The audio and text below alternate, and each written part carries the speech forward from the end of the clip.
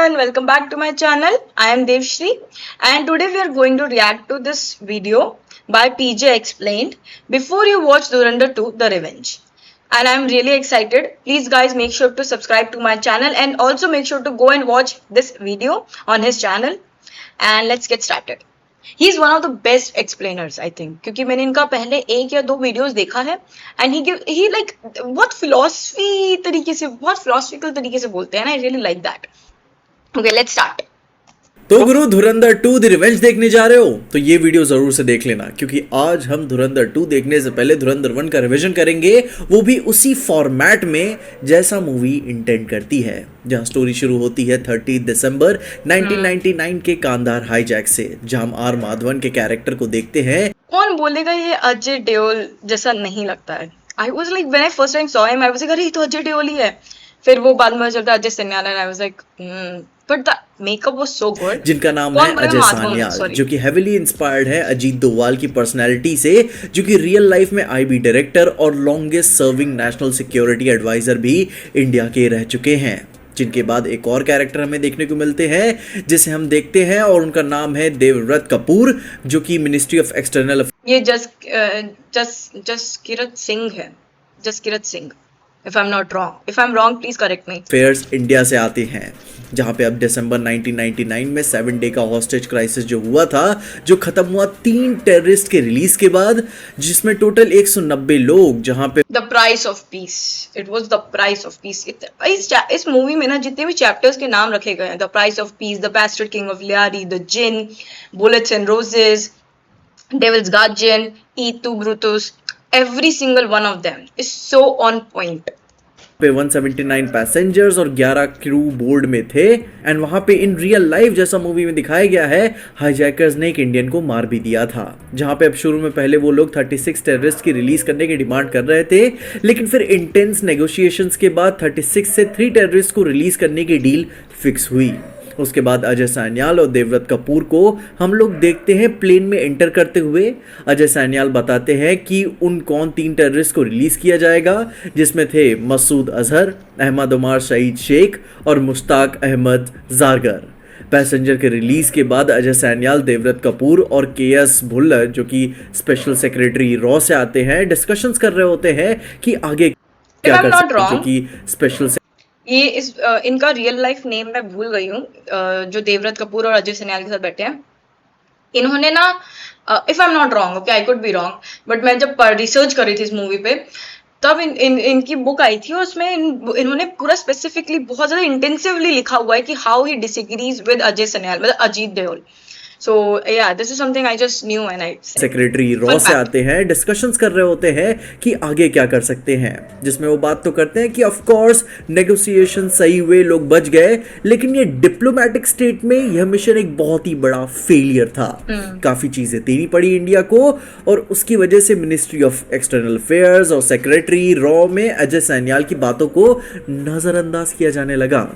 And फिर भी अजय सान्याल हार नहीं माने, उन्होंने एक फाइल दी जिसमें मिनिस्ट्री ऑफ एक्सटर्नल अफेयर्स, जो कि एक स्ट्रेटेजिकल प्लान उनको प्रेजेंट करते हैं कि टेररिस्ट को इन्फिल्ट्रेट करके उन्हीं के घर में कैसे खत्म हम कर सकते हैं। जिसके बाद इस प्लान को फिर भी पूरी तरीके से गो नहीं मिल पाता, लेकिन 13 दिसंबर 2001 का पार्लियामेंट अटैक ऐसा हुआ कि पूरी सीक्वेंस इतनी परफेक्टली आदित्य धर ने रियल फुटेजेस के साथ ब्लेंड करके दिखाई थी कि उसी में एक टेररिस्ट को भी हम जो देखते हैं, जो कि कांधार हाईजैक में मौजूद था, वो भी बंदा नजर आता है और वो बंदा वहीं पे उस अटैक को ऑपरेट भी कर रहा होता है एंड फिर उसी अटैक में उसने खुद को ब्लास्ट करके उड़ा दिया एज ए ह्यूमन बॉडी। पता है ये सीन ना ये दिखाता है कि जब कोई टेररिस्ट आता है उसके दिमाग में ये नहीं होता कि हमें लग जाएगी, ये होता है कि ज्यादा से ज्यादा लोगों को लग जाए। It's just so chilling. Bomb बन के जहां फिर पार्लियामेंट अफेयर्स से परमिशन मिलती है अजय सान्याल के मिशन धुरंधर को शुरू करने के लिए, जहां फिर हम उसके बाद मिशन को कमेंस होने के बाद 2004 के साल को देखते हैं। नॉर्थ ईस्टर्न प्रोविंस अफगानिस्तान में हेलीकॉप्टर से कुछ लोग डिपोर्ट किए जा रहे हैं और वहीं हमें अपना पहला अननोन मैन यानी कि धुरंधर देखने को मिलता है, जो कि है रणवीर सिंह। जहां वो अपना कैरेक्टर पाकिस्तान की लियारी टाउन में आता है और लियारी का सेट डिजाइन इतना रियलिस्टिक है कि रील और रियल में कोई फर्क नहीं पता चलता। उसको एक कोड मिला होता है जो कि एक जूस सेंटर की सेल लाइन होती है, जिसे वो वहां जाके बताता है। और पहले तो असलम उसको स्ट्रेंजर समझ के वहां से भगा देता है, पर फिर पूरी रात रणवीर के कैरेक्टर का वहीं दुकान के सामने खड़े रहने के कारण लियारी के गुंडे उसे असॉल्ट करते हैं और ये देख असलम को समझ में आ जाता है कि ये कौन मैं तो है। इतना डर गई थी ना उस सीन में जब वो बोलता है पैंट उतार पैंट, मैं आई वाज लाइक ये क्या हो रहा है भाई। और फिर अगले दिन उसे वो एक्सेप्ट कर लेता है और हमें अपने लेजेंड का नाम सुनने को मिलता है, जो कि है हमजा अली मज़ारी। वो शुरू में तो पहले आलम जूस सेंटर में काम कर रहा होता है और वहाँ 1 साल बीत जाता है उसे सेटल इन होते होते। और फिर हमजा की पेशेंस अब धीरे धीरे टूटना शुरू हो जाती है। और उसी सीन के बाद हमें कुछ हमजा के फ्लैशबैक्स भी नजर आते हैं, जिसमें एक औरत को 4-5 लोग पकड़े हुए हैं और कुछ लोग दूसरी तरफ से एक आदमी को घसीटते हुए लेके जा रहे हैं काफी टॉर्चर करने के बाद। एंड जहाँ पूरी तरीके से थ्योरी आई थिंक सॉलिडिफाई हो चुकी है कि उसके पेरेंट्स का फ्लैशबैक था कि कैसे उसके पेरेंट्स को मारा गया, बहुत ही ज्यादा टॉर्चर किया गया है एंड कैसे आई एम प्रीटी श्योर इसमें खालिस्तान का एंगल है। आई एम प्रीटी श्योर उसकी ये सारी पर्सनालिटी बिल्ड हुई। जहां पे फिर अब आलम हमजा की टेंशन को देखते हुए फाइनली उसे बताता है कि बाबू डकैत और रहमान डकैत हैं कौन। ये 2 गैंग्स हैं लियारी में, जहां रहमान बाबू डकैत की नाजायज बेटा है और लोगों का ये भी मानना है कि रहमान को जब ये बात पता चली कि भाई उसकी अम्मी ने एक नाजायज शादी की थी और वो एक नाजायज औलाद है, तो उसने अपनी अम्मी का ही कत्ल कर दिया था। The bastard king of Lyari. कितना लगता तो होगा ना उसे। मैं कभी कभी सोचती हूँ कि कैसा लगता होगा ना कि उसने इतना कुछ कॉन्कर कर लिया रहमान डकैत ने, पर फिर भी वो हमेशा कैसे, उसका इंट्रोडक्शन भी कैसे हुआ था, bastard, the bastard king of Lyari. यहाँ पे अभी हम फिर चैप्टर 3 में बाबू डकैत के कैरेक्टर से इंट्रोड्यूस होते हैं, जो कि एक रियल लाइफ कैरेक्टर था और फिल्म में दिखाए गए दृश्य के हिसाब से रहमान बाबू डकैत का नाजायज बेटा था। जहाँ फिर आगे कहानी में असलम बताता है कि बाबू डकैत को लकवा मारने के बाद वो अब अरशद पप्पू के साथ मिल चुका है और उसके बाद से ही दोनों रहमान के पीछे पड़े हैं उसे खत्म करने के लिए। जिसके बाद हम रिजवान नाम के बंदे से मिलते हैं, जो कि हमजा को टिप देता है कि बाबू डकैत के आदमी रहमान डकैत के बेटे को मारने के लिए आ रहे हैं। जहां बताया तो ये जाता है कि रिजवान अरशद पप्पू के गैंग में काम करता है, क्योंकि तभी ये बात उसे पता चली।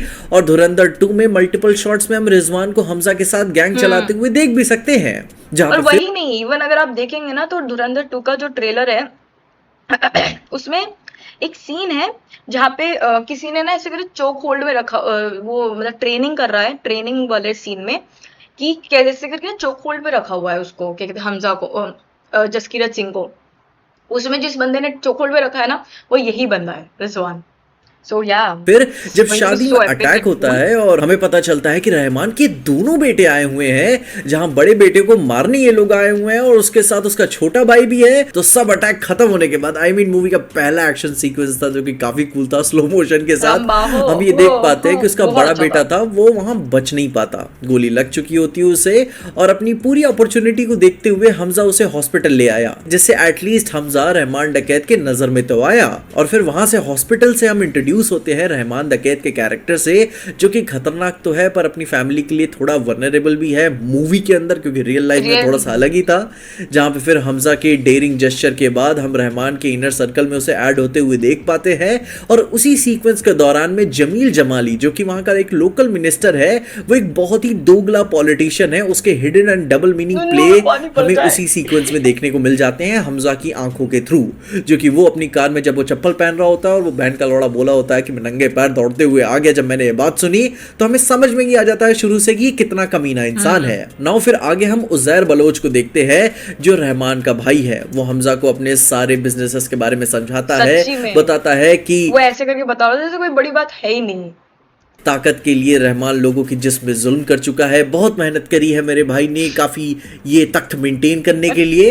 एंड बाबू डकैत के इस केओस के बाद भी रहमान को चुप रहना पड़ता है, क्योंकि जमील जमाली के हिसाब से इलेक्शन आ रहे हैं। और सिर्फ जमील जमाली नहीं, जरदारी के हिसाब से भी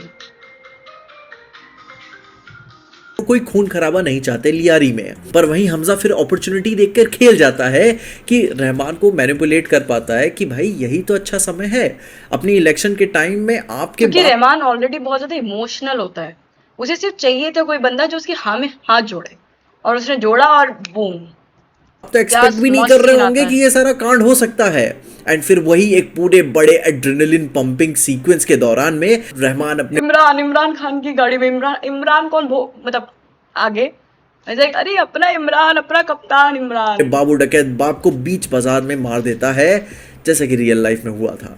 जिसके बाद फिर चैप्टर 4 में बाबू को मारने के बाद रहमान का खौफ और पॉपुलैरिटी लोगों में और भी बढ़ जाती है, जिससे फिर मिनिस्टर जैसे कि जमाली भी थोड़ा सा घबराने लगते हैं कि एक मिनट, या पॉलिटिकल तौर से लोगों के बीच में पॉपुलैरिटी इसकी बढ़ रही है। जहां फिर इस चैप्टर में खनानी ब्रदर्स भी इंट्रोड्यूस होते हैं, जो मनी लॉन्ड्रिंग और फर्जी स्टैम्प जैसे इलीगल रैकेट्स चलाते हैं। ये सारी चीजें हमें हमजा से पता चलती हैं कि उनके हमजा से नहीं, उजैर से पता चलती है। पास 500 और 1000 के नोट्स की प्लेट भी पहुंच चुकी हमजा हैं, जो पूछता है कि उजैर से कि वो कैसे करते हैं। अनफॉर्चुनेटली किसी इंडियन पॉलिटिशियन ने ही उनके हवाले की हुई थी, घर का बेदी लंका है एक अनडिस्क्लोज अमाउंट के लिए। और फिर जब हमजा और रहमान पहली बार उनकी फैक्ट्री में जाते हैं, वहां हम इंट्रोड्यूस होते हैं मेजर इकबाल से, जो कि मूवी में एक आईएसआई चीफ है। जहां पे अभी इस मूवी के अंदर अपना मेजर इकबाल 2 टेररिस्ट से मिल के बनाया हुआ कैरेक्टर है। जहां पे फिर खैर आगे रहमान से वेपन से डिमांड वो करता है, एंड वो बोलता है कि 3 अक्टूबर को 12 मुजाहिदीन मुंबई जाएंगे अटैक करने के लिए, और उसके लिए उन्हें गोला बारूद चाहिए, गन्स चाहिए वगैरह वगैरह। जिसको फिर ये बात सुन के रहमान तो पहले मना कर देता है, पर क्योंकि बलोच वाले आईएसआई से लड़ रहे होते हैं आजादी के अभी भी लड़ रहे हैं, called Baloch frontier something like that, BLA, Baloch liberation army, sorry, और वो अभी भी लड़ रहे हैं लिए, तो अपनी सियासी ताकत के लालच में वो डील पक्का कर लेता है, एंड यही से सारा मामला खराब होना शुरू होता है। जिसके बाद फिर आता है चैप्टर 5 द जिन, एंड इस चैप्टर में अपने संजू बाबा देखने को मिलते हैं as character SP Aslam Chaudhary, जो कि रहमान का बहुत ही पुराना दुश्मन और प्रोफेशनल बलोच हेटर होता है। जिसकी दूसरी तरफ हम देखते हैं कि रहमान, उजैर और हमजा जाते हैं बलोचिस्तान, जहां एक बंदा है जो कि है शिरानी, यानी कि rebel leader Baloch united force से आता है। वो उनको सब वेपन सप्लाई करता है, एंड यही सब देखते हुए जमाली रहमान को चुप कराने के लिए चौधरी असलम को अपॉइंट करता है। जहां इस बार एसपी अपनी एक अलग टास्क फोर्स बनाता है, स्पेशल इक्विपमेंट्स और काफी सारे संसाधनों और इंसेंटिव्स के साथ, ताकि उसके अंदर के लोग करप्ट ना हो। जिसके बाद हमें रहमान के सप्लाई करने वाले वेपन्स देखने को मिलते हैं, जिसको लेकर वो सप्लाई देने निकल ही रहा होता है कि रहमान के छोटे बेटे को प्रॉब्लम हो जाती है तबीयत वाली, और फिर दोनों अलग अलग होकर निकल जाते हैं। रहमान सारे वेपन्स देखे ये बात पूछता है अपने मेजर इकबाल से कि क्या ये लोग तैयार है 3 अक्टूबर में जाने के लिए, तो मेजर इकबाल बोलता है कि नहीं। क्योंकि किसी ने पहले ही खबर पहुंचा दी थी इंडिया को कि टेररिस्ट आने वाले हैं। और फिर हमें एक अलग अननोन मैन को देखने को मिलता है, जिसको इंडिया का जासूस बताया जा रहा है, एंड मेजर इकबाल उसे लाइक डेथ बाय 1000 कट्स वाले मेटाफोर के साथ टॉर्चर कर रहा होता है। एंड दूसरी तरफ रहमान को एसपी पकड़ लिए होते हैं, एंड फील्डिंग उनकी लगना शुरू हो चुकी होती है। जिसके बाद अपना चैप्टर 6 द डेविल्स गार्डियन, एक बहुत ही छोटा सा चैप्टर है बट बहुत ही एड्रेनलिन पंपिंग है, जहां पे कहानी के शुरू में ही हमजा को कुक पे तो डाउट हो ही गया था, क्योंकि वो पहले से ही बहुत ही स्केची बिहेव कर रहा होता है। मुझे एक चीज बहुत अच्छी लगी थी इस मूवी में, the way they held on to the information. जैसे कि हमें स्टार्टिंग में ही दिखा दिया जाता है कि अरे कुक पे कुछ तो है जो सही नहीं है, क्योंकि जिस तरह वो शक दिखाते हैं, पर फिर वो लोग ऐसा नहीं कि उसी समय दिखा देंगे क्या होगा, नहीं, वो लोग इस बात को एज अ इन्फॉर्मेशन होल्ड करके रखेंगे, और फिर जब पता चलता है ना कि उस पे कुक पे शक क्यों है, और फिर जिस तरह अरशद पप्पू का नाम लेता है और फिर उंगलियां तोड़ना and everything, it was so impactful scene. And फिर हमजा का कुक को टॉर्चर करने पे ही ये बात पता चलती है कि इसके पीछे अरशद पप्पू का हाथ है। जहां फिर हमजा तो यलीना को ग्रूम करके पटाई चुका होता है, तो यलीना उसको एक वीडियो भेजी होती है, जिससे हमजा को अपने पॉलिटिशियन यानी कि जमील जमाली एंड एसपी असलम चौधरी के ऊपर एक अपर हैंड मिल जाता है, जहां पे वो उनकी एमएमएस वीडियो भेजता है, जो कि यलीना ने रिकॉर्ड की होती है, जिसके अंदर अपने जमील जमाली, एसपी असलम चौधरी एंड अरशद पप्पू बैठ के मास्टर प्लान वाली मीटिंग कर रहे होते हैं कि कैसे रहमान डकैत को अपनी उसकी कुर्सी से हटाएंगे। एंड जमील जमाली अपने पॉलिटिकल करियर को देख के डर जाता है, एंड हमजा सबको ब्लैकमेल करने में सक्सेसफुल होता है, एंड एसपी को अपनी ही भी जॉब की टेंशन होती है, तो उसकी टास्क फोर्स को और टॉर्चर करता है हमजा अपनी गैंग के थ्रू, एंड देन एसपी को रहमान को छोड़ने के लिए मजबूर करता है। एंड ये सारी चीजें हमजा अकेले करके गैंग का और भी क्लोज मेंबर बन जाता है, जहां पे इसका मतलब क्या होता है, करियर में तरक्की करने के लिए हर बार आपको जिंदगी मौका देती है, पर आपको हर वक्त अपनी आंख, नाक और कान और गांड हर तरफ से खुली रखनी पड़ती है, क्योंकि जब अपॉर्चुनिटी आती है तो आपको आग में हाथ डालकर अपनी नसीब को निकालना होता है। जिसके बाद अब अपना सबसे जो खौफनाक चैप्टर आता है, chapter 7 the butterfly effect, and now ये सबसे टेरिफाइंग चैप्टर है मेरे लिए, जहाँ पे हमें 26/11 का अटैक देखने को मिलता है।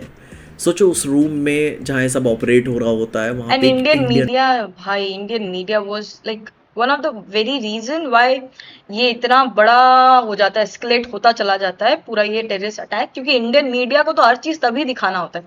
वैसे तो कुछ काम नहीं करती सही से ढंग का, और जब करती है तब भी हक देती है। दिस इज इंडियन मीडिया मौजूद फॉर था। यू। अब ऑब्वियसली ये फिक्शन एंड रियल को ब्लेंड करके दिखाया गया है, लेकिन उस वक्त पर क्या बीत रही होगी उस इंसान पे, ये हम रणवीर के फेस से क्लियरली देख पाते हैं।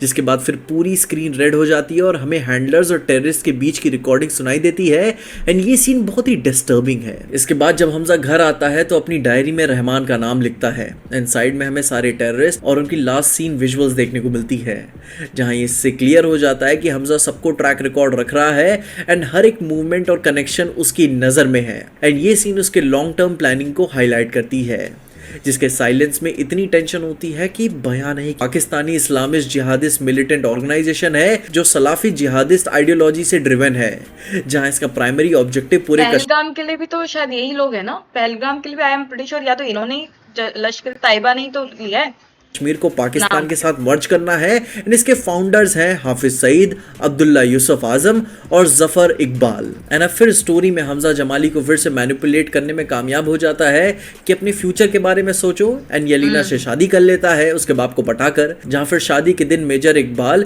एक और अटैक के बारे में प्लान कर रहा होता है, जो हमजा को सही मौका देता है एक और बहाना डेट चूज करने का उसके मुताबिक, जो कि होती है 9 अगस्त 2009, जो फिर उसे उसके हिसाब से प्लान करने में टाइम देगा ताकि वो इस मिशन को अकेला लीड रियल लाइफ में भी Rehman the cat died in 9 अगस्त कर 9 पाए, अगस्त जहां फिर 9 2009 अगस्त का दिन आ चुका है। चैप्टर का नाम है एट्टू ब्रूटस एंड एट्टू ब्रूटस का मतलब होता है कि तुम भी ब्रूटस, जो कि एक लैटिन फ्रेज है, जहां ये फ्रेज जूलियस सीजर ने तब रखा था जब उसने अपने क्लोज फ्रेंड ब्रूटस से अपने बिट्रेयल को देखा हुआ था कि वो मर्डरर्स के बीच में है और वो भी मुझे मारने आ रहा है। और यह देखते हुए ये अपनी हिस्ट्री का शेक्सपियर का सबसे I think one of the most popular shows में से, शोज नहीं लाइक राइटिंग में से एक है, अल्टीमेट बिट्रेयल को रिप्रेजेंट करता है एंड इसकी मीनिंग एंड मेटाफोर क्या सेट की गई है यहाँ पे भाई, कि मतलब हमजा एंड रहमान के बिट्रेयल को दिखाना, इससे मतलब परफेक्ट सेंस और कोई नहीं बैठ सकता। और फिर ऊपर से फिर गाना भी बजता है, ना दे दिल परदेसी नू तेनू नित्ता रोना पह जाऊंगा, मतलब like everything is just so on point and so good.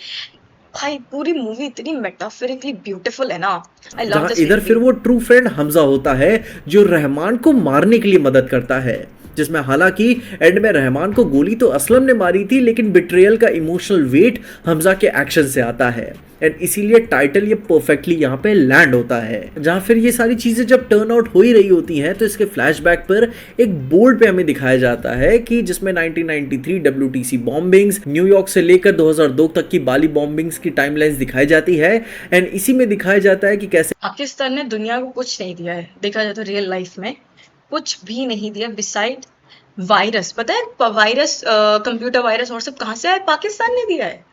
और दूसरा terrorism, it's just epic. Pakistan directly या इनडायरेक्टली इन अटैक्स में इन्वॉल्व है, जो कि कॉन्सेप्ट की क्लैरिटी एंड सीरियसनेस को बढ़ा देता है। एंड फिर आता है अपना हमजा का एक और सबसे आइकॉनिक डायरी सीन, जहां उसने अपने टारगेट्स के नाम लिखे होते हैं, जिनमें होता है नाम मेजर इकबाल, खनानी, साजिद मीर, अब्दुल भुट्टो, आलम चीमा एंड में बड़े साहब एंड उसके आगे एक क्वेश्चन मार्क, जो कि ओरिजिनल रिलीज में देखे तो वो दाऊद का ही नाम लिखा होता है, मगर फिर नेटफ्लिक्स रिलीज में उसे एक मिस्ट्री बना दिया गया था, जहाँ इवेंचुअली नाम तो वो रिलीज करेंगे ही एंड मे भी थोड़ा सा नाम के साथ नेम प्ले कर दे, पर वो कैरेक्टर दाऊद इब्राहिम का ही होगा। एंड इस बैंगर मूवमेंट के साथ धुरंधर मुझे अभी भी लगता है दाऊद इब्राहिम जरूरी नहीं है, कोई और भी हो सकता है। एंड होती है एंड साथ में हमें उसके एंड में धुरंधर 2 द रिवेंज का टीजर देखने को मिलता है टाइटल रिवील के साथ, जिसको फिर डिकोड करते करते आज हम इसके रिलीज डेट तक पहुंच चुके हैं। I really like it. I really like how he explained things, and I just want to say this is all I also had to say. And make sure to go and watch this video on his channel PJ Explained Me. And if you guys have enjoyed this video, make sure to like, comment, and share, and subscribe to my channel. Bye.